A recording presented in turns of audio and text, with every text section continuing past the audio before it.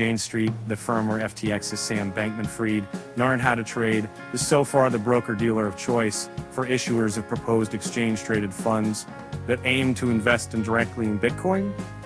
Fidelity and WisdomTree named Jane Street Capital as their authorized participant.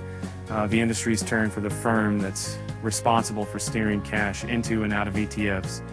BlackRock also Jane Street, as well as JPMorgan Securities, as its authorized participants should its proposed spot Bitcoin fund receive regulatory approval.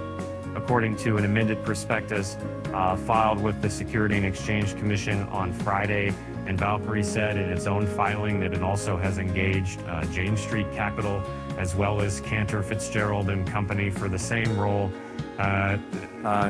Broker-dealers serving as authorized participants for ETFs are responsible for handling the creation and redemption of baskets of shares in the fund, as well as transfers of cash to the mid and from its administrator.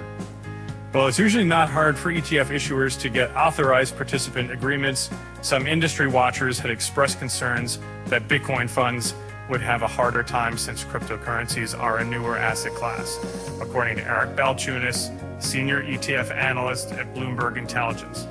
And not every firm filing in an amended prospectus Friday listed its intended broker-dealer for the role, and lining up APs won't exactly be a layup for every prospective issuer.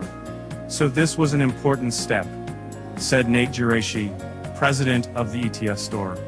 Based on everything, and we know at this point, BlackRock is the first issuer to complete the SEC's requirements in order to be considered for inclusion in the first wave of spot Bitcoin ETF, and all covered for a neighborhood.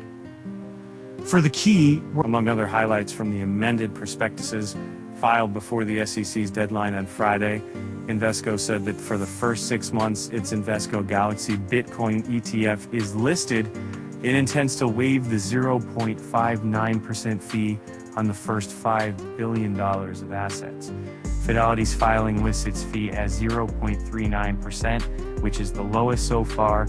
According to Balchunas, Bitcoin has rallied more than 150% in 2023, amid optimism that the SEC will finally approve an ETF that invests directly in the oldest and largest cryptocurrency as opposed to existing products that are based on Bitcoin futures. The SEC faces a January 10 deadline to decide whether to approve the spot Bitcoin ETF application filed by Cathie Wood's ARK Investment Management LLC and 21 Shares.